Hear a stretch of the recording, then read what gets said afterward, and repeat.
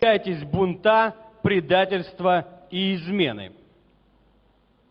Жизнь построена на принципах и законах, соблюдение которых гарантирует нам успешную, эффективную и счастливую жизнь. Бог есть Бог порядка, и Он установил определенный порядок во взаимоотношениях между людьми через институт власти. Существует 3 вида власти. Государственная власть, власть в церкви, власть в семье. Библия четко говорит, что каждый человек должен находиться под высшей властью. Сам Бог установил власть, и вся власть от Бога. Послание к Римлянам, 13 глава, с 1 по 5 стих. «Всякая душа да будет покорна высшим властям, ибо нет власти не от Бога. Существующие же власти от Бога установлены. Посему противящиеся власти противятся Божию установлению, а противящиеся сами навлекут на себя осуждение. Ибо начальствующие страшны не для добрых дел, но для злых. Хочешь ли не бояться власти? Делай добро, и получишь похвалу от нее. Ибо начальник есть Божий слуга, тебе на добро. Если же делаешь зло, то бойся, ибо не напрасно носит меч. Он Божий слуга, отмститель в наказание делающему злое. И потому надобно повиноваться не только из страха наказания, но и по совести». Правильное отношение и подчинение власти дает человеку возможность достичь максимума и осуществить все его мечты.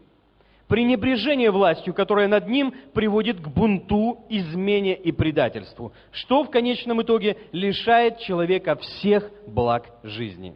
И сегодня мы подробнее рассмотрим эту тему. Что же такое предательство? Предательство – это то же самое, что и измена Родине. За такие нарушения во многих государствах следует казнь. Наверное, не случайно выбрана именно такая мера наказания, потому что даже в Библии мы видим, что всех, кто предавал власть или близких, постигала смерть. Предательство во всех вариантах осуждается не только законом, но и Богом, так как это грех. Глядя на мировую историю, мы можем видеть, какие катастрофы постигали общество вследствие предательства, измены и бунта. Предательство чаще всего возникает там, где потеряно уважение человека к власти. Неуважение и непочтение – основа бунта, измены и предательства. Поэтому от неуважения и непочтения к старшим необходимо избавляться как можно скорее. Если мы теряем уважение и почтение к Богу, то наши взаимоотношения с Ним могут привести в конечном итоге к бунту и предательству по отношению к Нему. Подтверждение этому мы находим во многих библейских примерах. Поведение Давида с Версавией, многоженство Соломона, борьба Саула с Давидом. А ведь все это начиналось с малого, с потери уважения к Богу. Самый верный способ, чтобы искоренить эту проблему, покориться власти, утвержденной Богом, и восстановить отношения с лидером. Если же вы теряете уважение к человеку, занимающему более высокую позицию, то поговорите с ним откровенно, и ваше недовольство уйдет. Но если неуважение затаить в сердце, оно может перерасти в бунт, и тогда до измены и предательства останется только один шаг. Если не решить эту проблему вовремя, то она приведет к фатальному исходу. Трагический конец Авессалома тому яркий и поучительный пример. Вторая книга Царств, 14 глава, 25 стих. «Не было во всем Израиле мужчины столь красивого, как Авессалом, и столь хвалимого, как он. От подошвы ног до верха головы его не было у него недостатка». Здесь мы видим, что человек, достойный похвалы и признания, закончил свою жизнь трагически. Авессалома превозносили, и он, сосредоточившись на своей красоте и достоинствах, впал в грех. Первой причиной падения Авессалома стала его гордость. Обычно, когда человека слишком много хвалят, ему очень легко возгордиться. Поэтому, как правило, предательство и измена чаще всего подстерегает одаренных и талантливых людей. Когда человек начинает думать, что он не хуже лидера и также много знает, это состояние сердца приводит к гордости. Написано, погибели предшествует гордость и падению надменность. Притча 16 глава, 18 стих. Самый лучший способ выхода из этой проблемы – вовремя покаяться и разобраться в сложившейся ситуации. В Евангелии от Луки, 18 глава, 19 стих читаем. «И Иисус сказал ему, что ты называешь меня благим? Никто не благ, как только один Бог». Если мы не будем бороться и противостоять подобным негативным мыслям, то эти мысли будут господствовать над нами, и тогда уже никто не остановит человека от падения. Существует еще и вторая причина падения Авессалома – это его обида. Если мы посмотрим вторую книгу Царств, 14 глава, с 28 по 32 стих, то увидим, что он был слишком обидчив. Красота не спасла Авессалома, а обидчивость привела к падению и измене. Поймите, что всех обижают, и каждого из нас можно обидеть. Если вы обижены, исповедуйте свое недовольство, поговорив с обидевшим вас, чтобы обида не стала проблемой. Но если не контролировать свои обиды, они могут привести к катастрофе. Все, кто совершал такие грехи, как измена, бунт, предательство, навлекали на себя смерть. Авессалом ушел из жизни трагически. Каин умер жалким человеком. Иуда покончил жизнь самоубийством. Конец предателя всегда жалок. Остерегайтесь предательства, измены и бунта. Вы имеете право согласиться с вышестоящей властью или нет, но даже если вы не согласны с властью, то вы можете выйти из-под нее, отойдя в сторону. И тогда вы уже не находитесь под силой этой власти. Другой вариант выхода из подобной ситуации – вести диалог с властью, объясняя свою позицию. Таким образом, вы решаете этот вопрос демократическим путем. Золотые истины. Первое. Бог установил институт власти, и вся власть от Бога. Второе. Неуважение и непочтение власти – основа бунта, измены и предательства. Третье. Все, кто совершал такие грехи, как измена, бунт и предательство, навлекали на себя смерть. Четвертое. Очень важно наблюдать за собой, чтобы не попасть под осуждение и проклятие предательства. Пятое. Вы имеете право согласиться с вышестоящей властью или нет, но даже если вы не согласны с властью, то вы можете выйти из-под нее, отойдя в сторону. Молюсь, чтобы каждый из нас наблюдал за собой, и чтобы дьявол не посеял горький корень в нас. Пусть Бог спасет и сбережет нас от измены, предательства и бунта. Да благословит вас Господь. Для более глубокого изучения темы рекомендуем следующую литературу. Книги «Реформация», «Жизнь предсказуема», «Как стать счастливым», «Как встать, если ты упал», «Победа над искушениями, похотью и грехом», автор Сандей Аделаджа. Их можно приобрести на книжных раскладках. С любовью и молитвами о вас, старший пастор посольства Благословенного Царства Божьего для всех народов Сандей Аделаджа. Привет. Аминь. Спасибо, дорогой.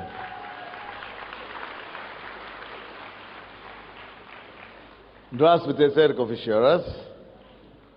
Сегодня я очень не хотел говорить на эту тему, потому что я всегда осторожно, я очень не люблю контролировать людей, или запрещать людей, или ставить людей в рамках. Из-за этого я не люблю говорить о теме бунта, потому что я знаю, как другие церкви, во многих других деноминациях и церквях, очень любят пугать людей бунтом нельзя говорить мощи, нельзя вообще задавать вопросы власти, или нельзя разговаривать с лидером или с властью, нельзя вообще говорить или вопросы задавать. Мы наоборот здесь говорим наоборот. Если я ваш пастор, вы должны мне задавать вопросы. Если я ваш пастор, вы должны возмущаться то, что вам непонятно. Видите, как наши сестры делали? Я сказал, что вы закончите в Стефанию, если вы не будете делать. Они говорят, нет, мы не закончим Стефанию. Я подошел к ним, дал им микрофон. Что вы сказали? Подтвердил одна второе подтвердить, третье подтвердить. Я понял, что когда они возражаются вот так, это не потому, что они против меня, а потому что я не донес мои мысли. То есть я-то знал, что я хотел сказать, значит, оно вышло не так, как хотелось бы, чтобы она вышла. Поэтому я взял очередные 15 минут, и да, поймал 15 минут, да? И эти 15 минут разъяснял, разжевывал, что имеется в виду. И в конце они тоже уже достали ручку и тетрадь, уже написали, уже все идут в школу. Вот теперь им хорошо, им не хорошо. И никто, наверное, Стефания не закончится. Только тот, кто захочет. То есть, если бы они не говорили, если бы были церковь, где нельзя ничего говорить, а это где пастор говорит, нельзя возразить за пастору, это диктатура. И мы с вами уже вышли с одной диктатуры, мы не хотим попадать в другую диктатуру. Так что я не сторонник того, что если пастор, нельзя ему ничего сказать. Нет, надо говорить.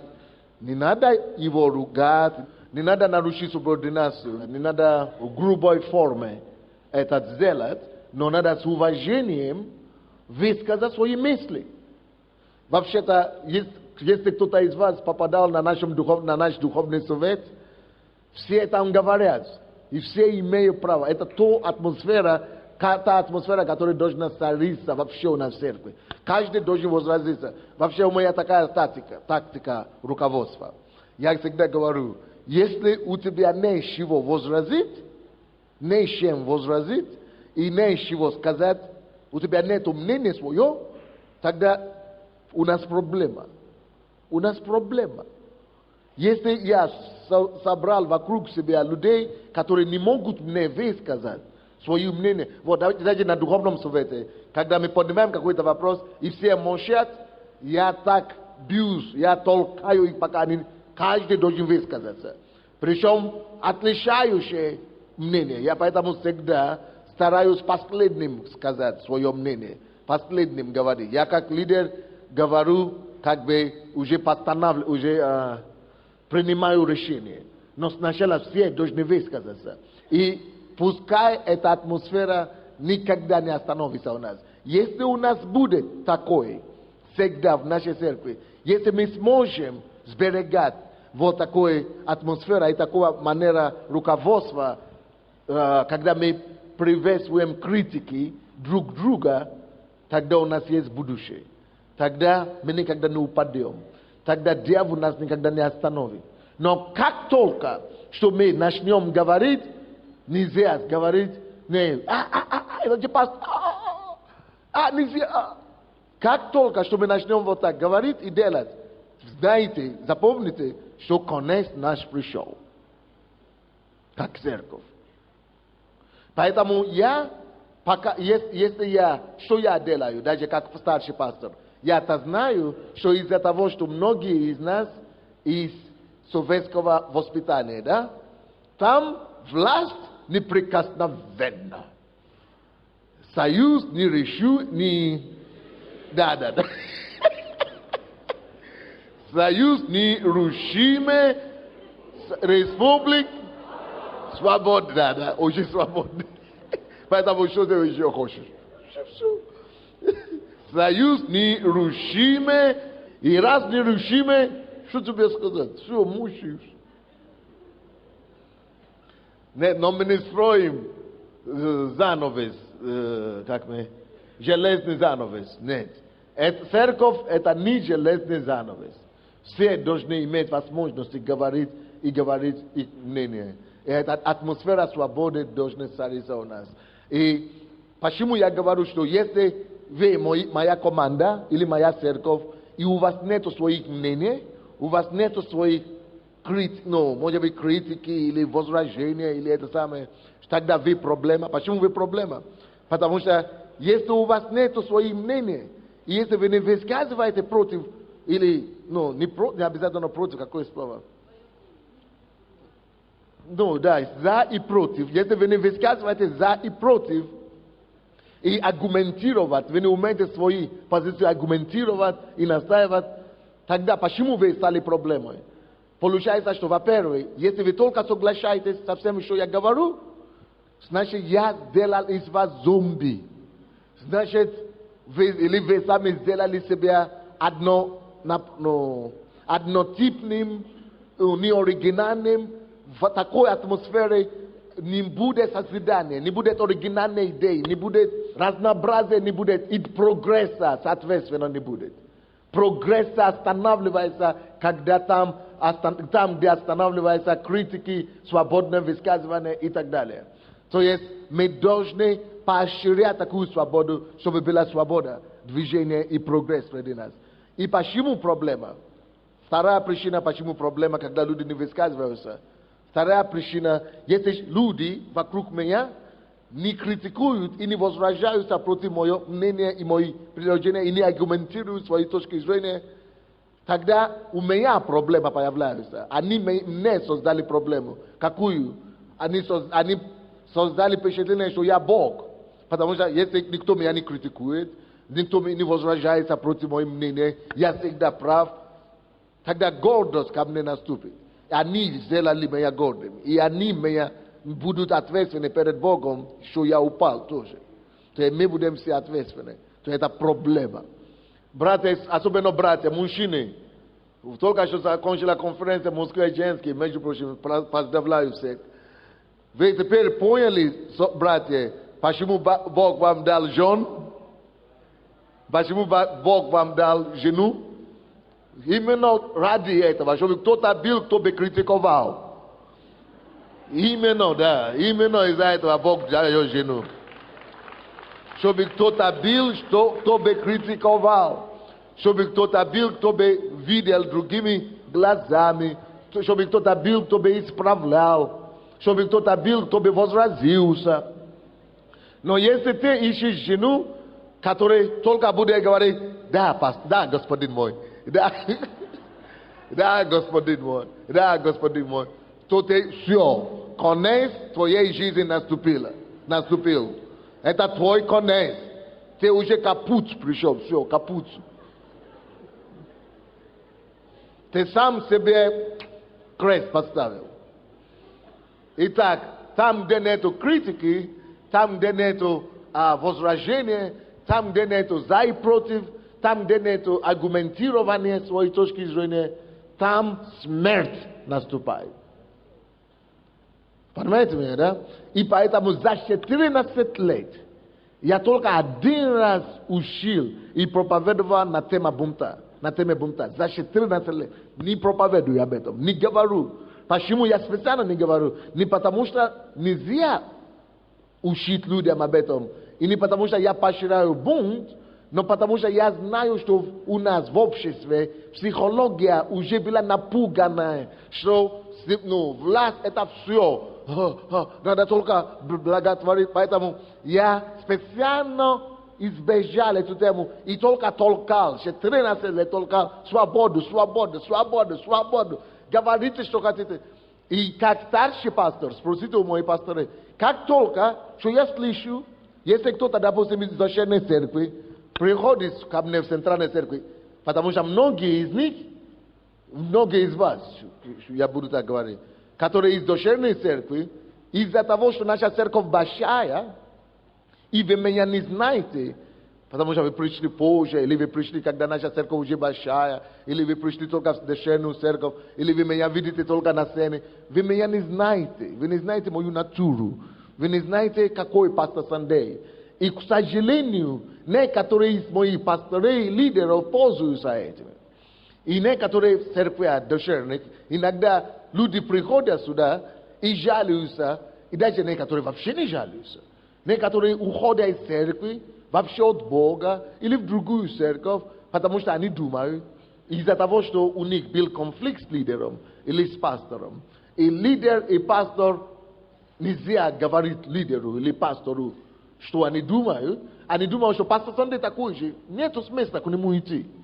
Нету смысла жаловаться. И поэтому они вообще уходят от Бога. Но когда ко мне доходят такие вещи, или люди сюда приходят в центральную церковь, я всегда что делаю? я всегда звоню либо лидеру, либо пастору и говорю: слушай, дайте людям свободу.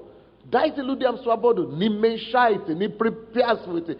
Пускай будет свобода всем. Я всегда пробиваю, чтобы не только я был таким, но чтобы вся наша команда была такая, чтобы мы дали свободу людям.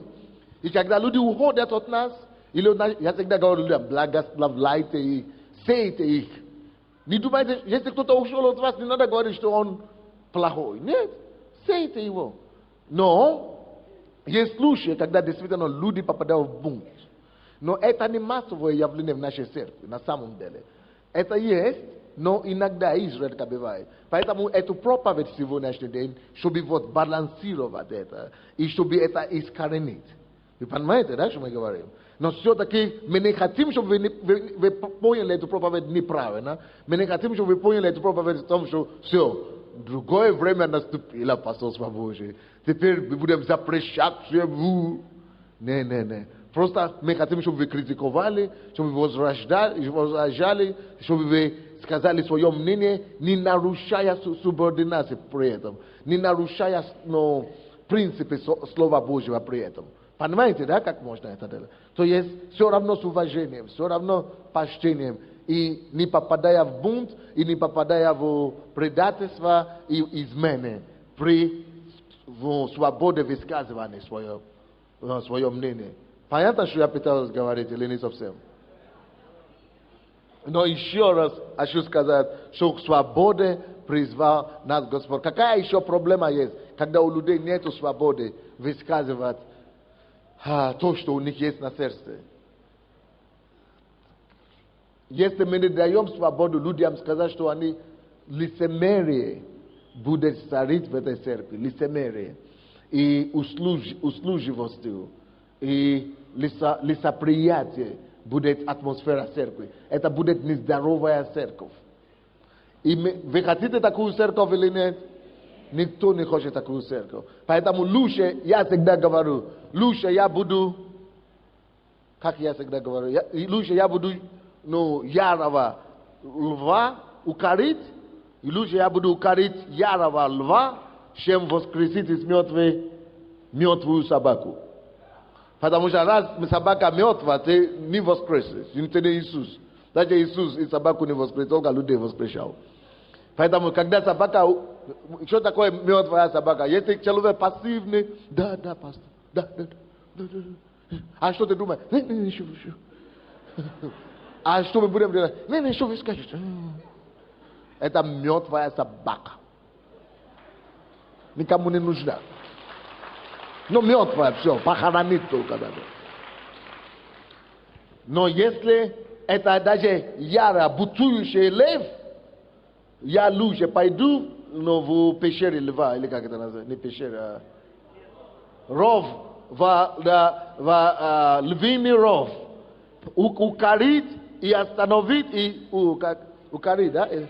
Укротить бутующего льва, чем иметь дело с такой собакой, которая никому не нужна.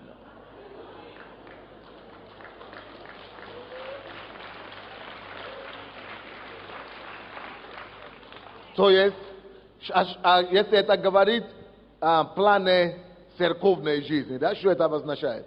Это обозначает, лучше буду иметь дело с проблемной, но искренним человеком.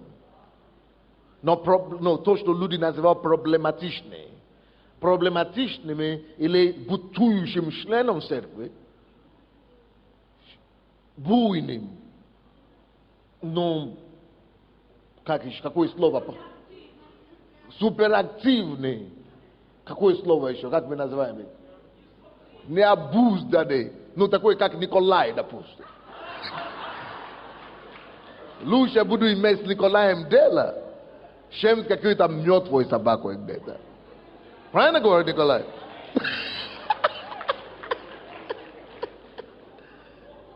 Но я вам скажу историю нашей церкви. Я думал, что епископ это помнит с женой. Было время, вы не помните, но я помню. Потому что когда мы начали нашу церковь, я арендовал квартиру у епископа. Это они мне предоставили квартиру жить. Слава Богу, а то я на улице бы жил. Но ничего. И благодаря этому они были администраторами в церкви вначале. И мы общались с ними, и они точно знают, потому что они администратор после Юрия Ивановича. И люди приходили к ним постоянно и жаловались. И все жалобы в основном только на одного человека, ну на двух. Но в основном на одного. В то время нам было где-то 500 человек. Первый год вообще-то наша церковь достигла где-то 1000. Но за первый год церкви от 200, точно, я знал не меньше, 200 до 300 человек ушли из церкви ради из-за одного человека, из нашей команды. И они в курсе, к ним всегда приходили, все жаловались. Ну, скажем, из двух людей. Уходили, представьте себе, чтобы начало церкви. Церкви где-то 500 или меньше 1000 человек. И ты хочешь наращивать, расти церковь. И тут люди уходят через одно. Кто-то уходит, кто-то приходит, кто-то уходит. Потому что они сталкивались с одним человеком. Все уходили, потому что сталкивались с одним. Или с двумя человеками. О, Боже мой, кошмар. Они уже ко мне пришли, говорили, пастор, все, церковь разбежится. И, вы знаете, из-за кого все ушли? Потапаева. Из-за Потапаевой. Зуба, ну, Саш, вы помните же, да? Ой-ой-ой, что только не было. Потапаева сейчас это уже ласушка. Это уже тише, ну, воды, или как это мы говорим. Тише воды. Да. Потапаева, который вы сейчас видите, это уже тише воды ниже травы. Вначале, когда она только что покаялась, ой-ой-ой, огонь пылающий.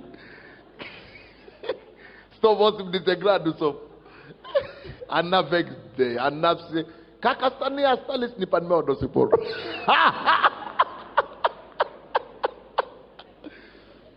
И второй, за который столько людей ушли, это Юрий Иванович. Он есть? Вот эти два у нас товарищи. Все. И Юлий Пастор Люда, все знаете. И вы знаете, у меня был выбор. Очень серьезный выбор у меня был. Что делать? Запретить этих двух людей, Юрия Ивановича, Потапаева, чтобы люди оставались, или выбор надо было мне принять. Но я видел сердца этих людей. Потапаева и Юрий Иванович, у них были такие сердца, потрясающие, чистые сердца, хотели служить Богу. Но они оба пили по 30 лет. Только Юрий Иванович на 5 лет больше, или на 10 лет больше пил. Поэтому после такого Одиссея, да, и приключения жизненные, что хотите от таких людей? Они обижались по-страшному людей. И когда мы уже собрались, и мы уже думали, что делать с этими людьми. Саша Зубата, Беладошка, какие-то люди еще. Что с ними делать? Казнить или, ну, запятая, как там? Да, запятая или казнить или помиловать. Нельзя, как сказать? Казнить нельзя, помиловать. Где запятая будет? Казнить нельзя, помиловать. И мы решили, что делать. И вы знаете, что Бог мне проговорил? Очень поучительный. И я хочу, чтобы мы все послушали это слово. Бог мне явно и конкретно проговорил. И сказал, слушай, они-то, вот эти проблемные и проблематичные, да, никуда не денется. Истина, так и есть. Проблематичные. Но, они проблематичные, но преданные, верные и искренние. И Бог мне говорил, они не уходят от тебя, не уходят и не отрискаются от видения. А те, которые соблазняясь от них, разворачиваются, уходят из-за того, что соблазнились, это самый большой признак неверности. Они неверные, и если ты выберешь их, уходящие сегодня, завтра ты тоже их обидишь. Будете с ними жить 10 лет, однажды ты тоже сделаешь что-то, что им не понравится. Если из-за того, что их обижают, они бросают видение, бросают пастора, бросают церковь, бросают даже Бога, с ними вообще не надо иметь дело. Пусть вся церковь уйдет таким образом.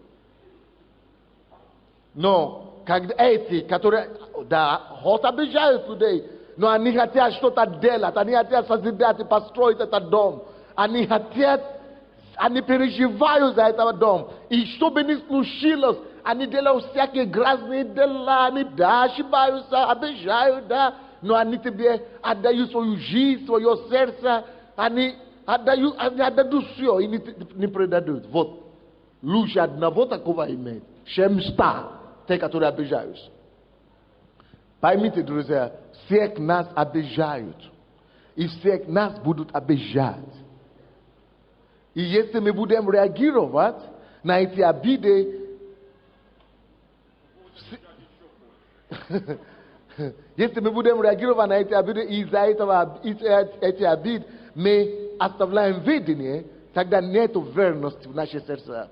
Я сейчас могу говорить, что есть разница между бунтом и просто человеком, который нужно исправить. Вот, допустим, Потапаева и это самое, они всегда высказывали свое мнение, не всегда соответствующее общему, да? Они всегда против идут. Но это нельзя перепутать как бунт. Вы понимаете меня, да?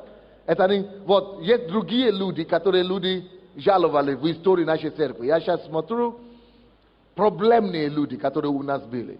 Второй такой человек, третий такой человек, на который в начале церкви очень сильно жаловались, которые из-за нее многие ушли, но теперь она стала человеком, а те, которые ушли, некоторые из них уже в могиле, некоторые из них в миру, некоторые из них пропадают, потому что те, которые уходят из-за соблазны, они неверны.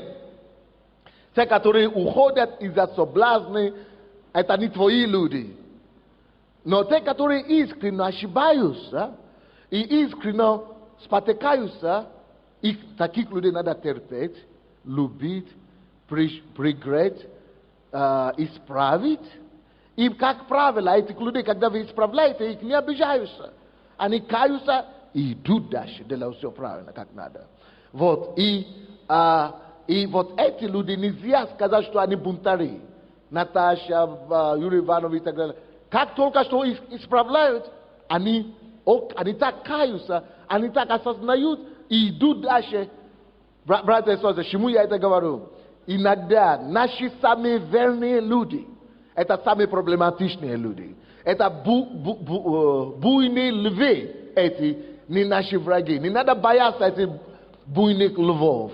Эти буйные львы, наверное, те, которые перевернут мир с нами, но если мы видим их реакции, их деятельность, активность, и мы боимся, и мы думаем, что потому что в других церквях окрестили бы уже Юрия Ивановича как бунтаря, окрестили бы уже Потапаева как бунтаря. Да, их бы окрестили бы выскочкой, и их бы вообще выгнали бы из церкви, уже поставили бы на них крест. Но тут, посмотрите, кем они стали.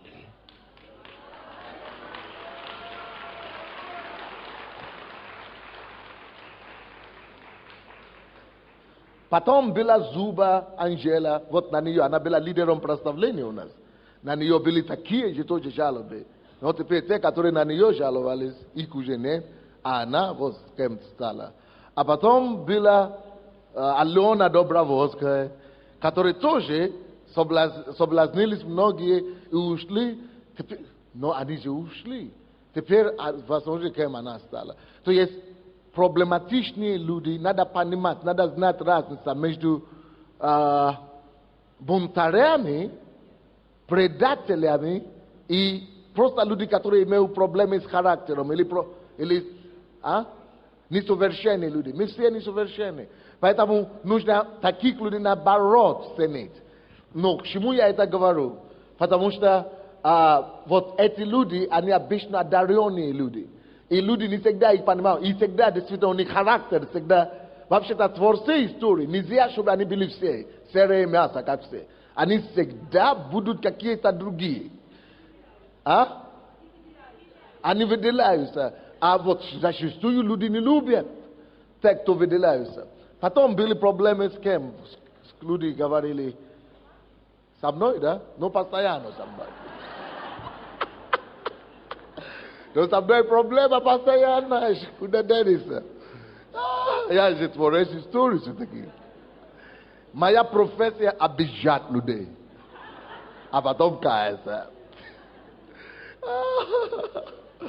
Но, короче, вот масса таких ситуаций. Но я не хочу, чтобы... Но слава Богу, что Бог... Потому что вот эти люди все. Потапаева, Добровольская, Юрий Иванович, Анжела Зуба. Когда ты им говоришь, вот исправляешь, я даже некоторые из них наказывал, ты уже думаешь, все, развернулся и просто... Нет, я в шоке. Их больше всех обижаешь, их больше всех наказываешь, а они остаются с тобой, ты думаешь. А если бы я уже их поступил с ними, как все остальные говорили, никто бы с тобой не пошел бы на войну, на фронт. Потому что те, которые убежали, они что, пойдут? Поэтому, это я говорю эти примеры все, чтобы подтвердить, что нормально, когда люди говорят нам. Нормально, когда люди высказывают свое мнение.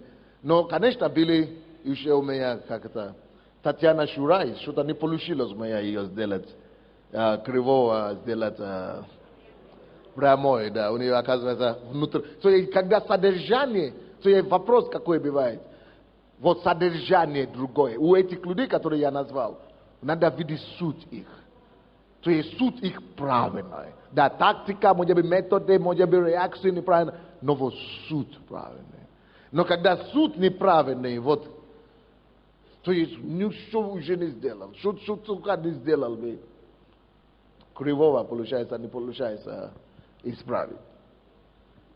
И когда это случилось в ситуации с этой Коршиновой, между прочим, то же самое. Что уже с ним не сделали.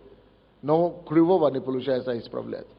И когда мы уже обсудили это на духовном совете, я говорил, и многие говорили из пасторей, что такую тему надо считать. Именно за бунт, предательство и измены. Потому что пастора говорят, что сталкиваются с этими явлениями, с этими, что есть люди такие, которые просто неправильно и попадают в этот грех бунта, измены и предательства в церкви.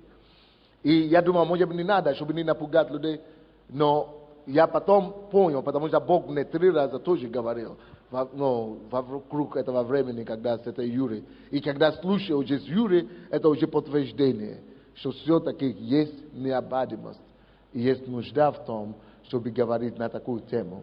Что некоторые люди даже наивно или ненарочно попадают в такие проблемы. Проблема бунта и измены, она реальная. Вы читали историю, которую мы здесь читали о Авесаломе.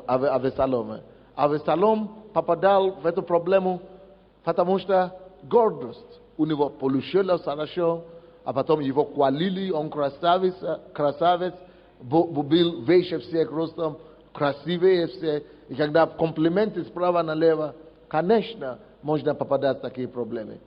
И у нас тоже очень важно, чтобы мы были осторожны. Когда мы читаем, мы начинаем быть уверены в своих силах, что я такой хороший, я такой красавец, у меня Я умный. Когда мы уже начинаем о себе говорить такое, что я умный, я не хуже, я не хуже кого-то, у меня, но я так много знаю. Вот это уже есть начало падения. И это была проблема Авесолома. Если вы подходите с этой позиции, что а я лучше знаю пастора. Если ты лучше знаешь, чем он, почему не тебя, не ты там стоишь? Почему не тебя Бог поставил? Почему его? Если ты даже умнее, чем пастора, может быть, Бог тебя привел, чтобы добавить к этому пастору. Потому что раз не ты там все-таки, это говорится о том, что Бог что-то видел в этом человеке, кто там стоит, что в тебе он не видел.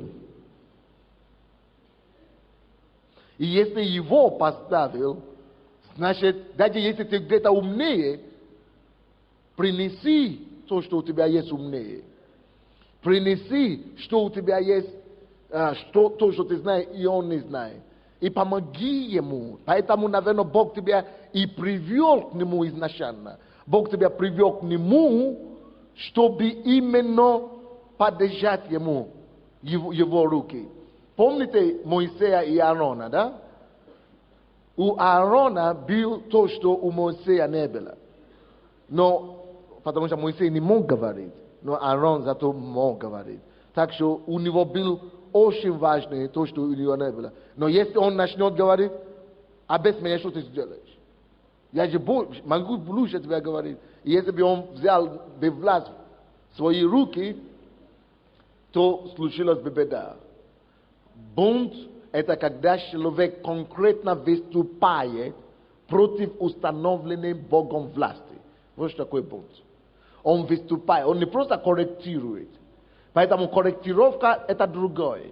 Корректировка – это хорошо. Ты корректируешь человека, чтобы его улучшить.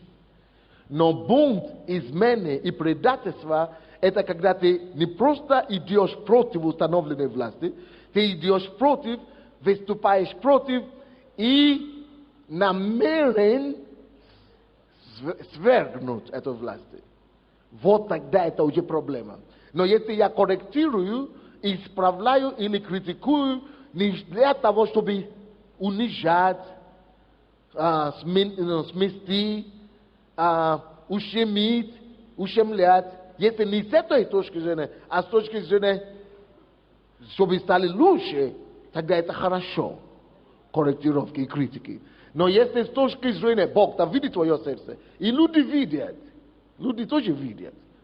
Если это ты делаешь, чтобы авторитет пастора снизить, или лидера снизить, или чтобы, человек этот ударил лицом, или чтобы посрамить его, сказать, что я ему сказал, я умнее. Тогда тебя Бог посрамит. Потому что Бог стоит за свой помазанников.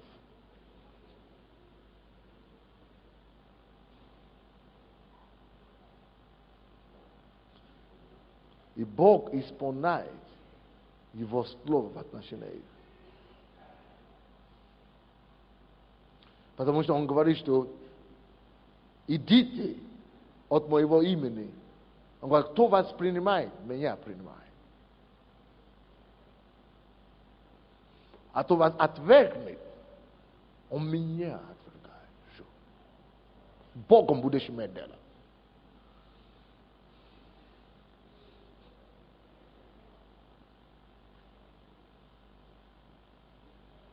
Потому что это страшное дело.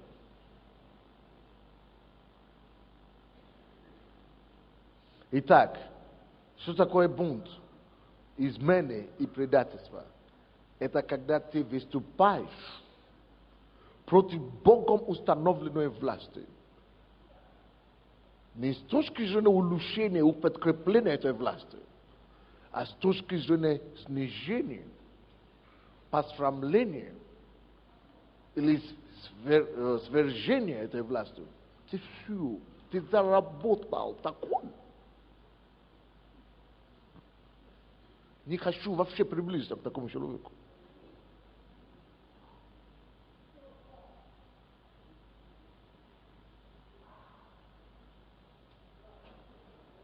Ты заработал такую, что страшно дело.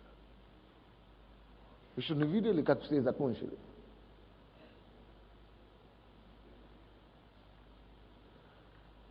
между прочим, некоторые из нас, слушайте меня внимательно, мы насчитали интернет, насмотрели интернет, всякие каналы, телевизор, и мы наслышали всякие гадости, что обо мне говорят, о нашей церкви говорят, и мы задумались,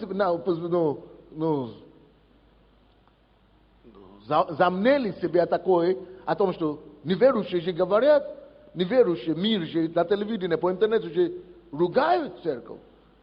Я же тоже могу ругать, даже если я в церковь хожу. А неверующие написано, что не будем судить внешне, потому что они еще не знают. Но будем судить именно внутренне, те, которые внутри. Потому что если ты внутри уже увидел Божью благодати, ты знаешь истину. А те, которые отошли или внешне, Бог еще дает им благодати, может быть, они придут к спасению. Потому что если бы Бог судил, те, которые внешне, никто бы никого без нас не был здесь. Потому что кто-то из вас тоже до прихода в церковь критиковали и ругали меня, и проклинали, и ненавидели черных людей, или не воспринимали темнокожих людей, и так далее, и такую церковь не воспринимали. Но теперь вы здесь, потому что Бог тогда вас не мог судить, потому что вы тогда не знали, что вы делали. Поэтому это в этом случае Иисус сказал, Господи, помилуй их, ибо они не ведают, что творят. То есть, когда люди в миру и ругают нас, и бросают, и ты действительно ты думаешь, чего Бог пропускает это все? Почему Бог не наказывает их? Потому что люди это делают неведение. Но когда Бог поставил тебе под власти, и ты ведаешь, что ты делаешь, эта власть над тобой конкретно, и ты идешь против этой власти, вот и тогда это уже страшное дело. Поэтому, если вы насчитаете эти все интернеты и телевизоры, посмотрели, считали, и говорите, что, тоже могу говорить, как хочу. Но Бог поставил эту власть над тобой. Это уже страшно. Потому что ты можешь не согласиться с пастором. Ты можешь не согласиться с лидером. Имеешь право. И ты даже имеешь право критиковать. Ты даже имеешь право исправлять лидера. Но с какой целью? И как нужно это делать? С уважением, деликатностью, почтением. Потому что бунт, между прочим, бунт и измена, и это все, начинается именно с непочтением. Не с почтением начинается. Непочтение. Поэтому даже если у тебя критика, сделай это с почтением. Когда теряется уважение к власти, установленной Богом. Вплоть до того, что это даже в семье.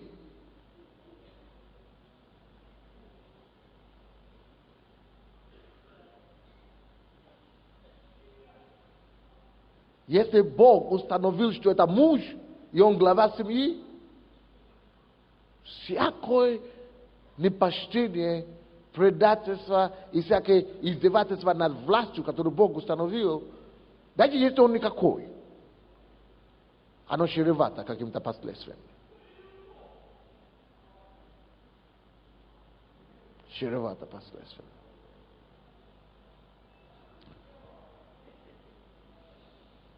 Поэтому всякий бунт и всякое предательство начинается с утраты и утери уважения, почтения к этой власти.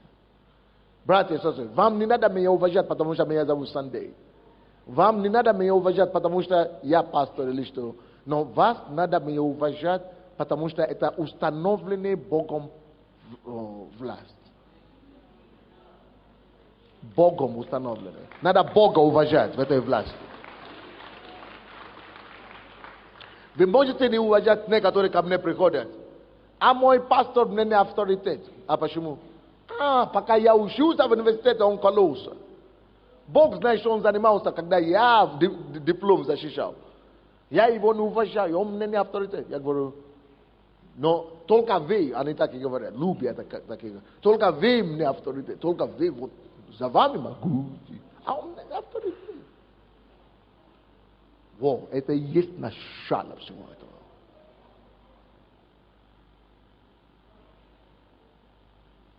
Ты можешь его не уважать, что он не закончил университет. Ты можешь его не уважать, что ты умнее его. Но ты должен его уважать, что Бог его поставил.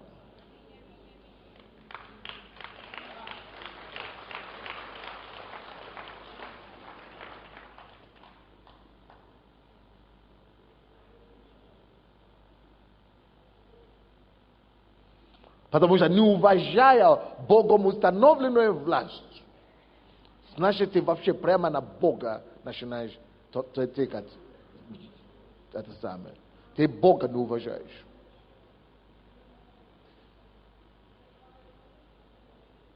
Потому что этим ты заявляешь Богу, что ты говоришь Богу, что он дурак. Ты говоришь Богу, что Бог неразумный, что чего ты кого-то поставил, кого я не могу уважать. Я не уважал твоего ставника. Значит, ты Богу говоришь, Бог ошибся. Значит, ты Богу говоришь, что он ошибся. Ты уже умнее Бога, он тебе докажет скоро. Так докажет, что ты лежишь, будешь стонать. Это мне рассказали на дне историю такую. В библейской школе учил, но Иисус Навин на прошлом месяце. И мне рассказал, я проповедовал там, о чем-то. И один человек рассказал мне об одном пасторе. Слушайте, это вообще забавная история. Этот пастор был конченным наркоманом. Пришел сюда, мы его вымаливали трудом, его вымолили с лапой сатаны. Он уже умирающий сюда пришел, никакой. И пришел сюда, стал человеком, потом стал пастором,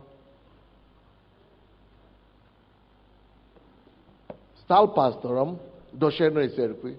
Вы же знаете, наверное, люди все говорят, что это самая большая моя слабость, что я всем даю открытое сердце. Все, возьмите все. Я же даю всем свободу. Душевную церковь, регистрируйся. Это твоя церковь. Это твоя церковь. Это твои люди.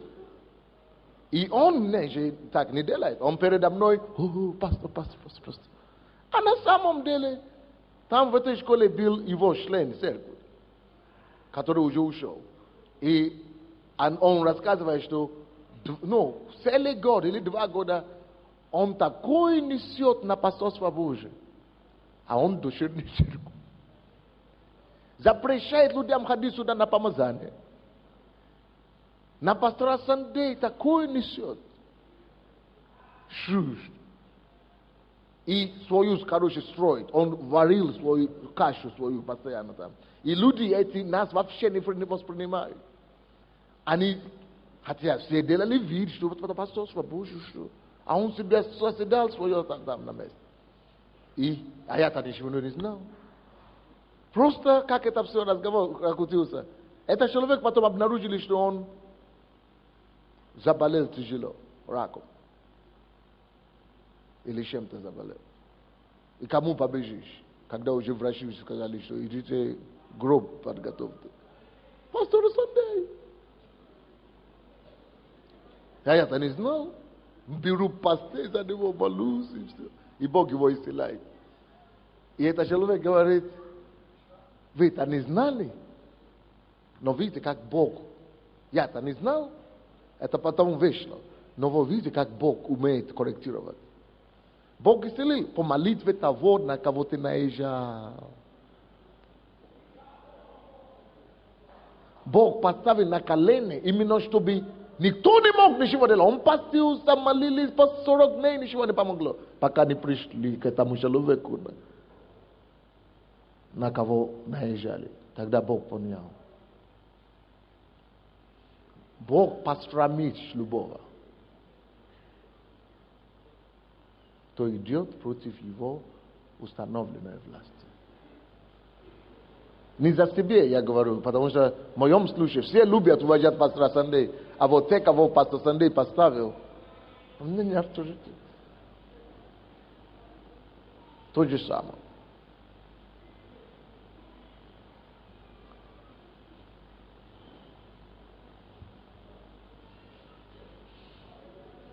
Но один только приговор для людей, которые совершают этот грех. Только один приговор. И в Библии, и в современных сучасных обществах один только приговор на измены Родины, измены бунт против установленной власти, предательства страны или Родины, так же, как и в Библии. Один только приговор. Казнь. Смерть. В Библии это не называется казнью, но смертью наказываешься. Иуду, помните, как Иуда закончил? Никто его не пристал перед судом. Но то есть приговор одно и то же. А Весалом, помните, как закончил? Никто тоже его не судил, не поймали его, чтобы представили его перед судом. Но приговор то же самое.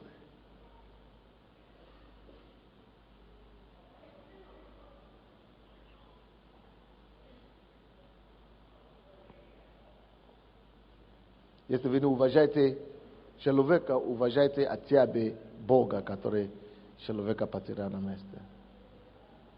Сначала все это начинается, как я уже сказал, потери уважения. Потом гордость. Потом бунт. А потом измена. И зачастую все начинается тоже с обидой. Кто-то обидел, кто-то так посмотрел, обиделся, не обиделся, все. И начинает зарабатывать такие проклятия на себе. Но еще раз, с другой стороны, хочу предупредить. Не надо эту проповедь использовать как повод, чтобы все поставить под запрет. Что ничего нельзя говорить. Поймите, есть разница между здоровой критикой и бунт и так далее. Понимаете меня или нет?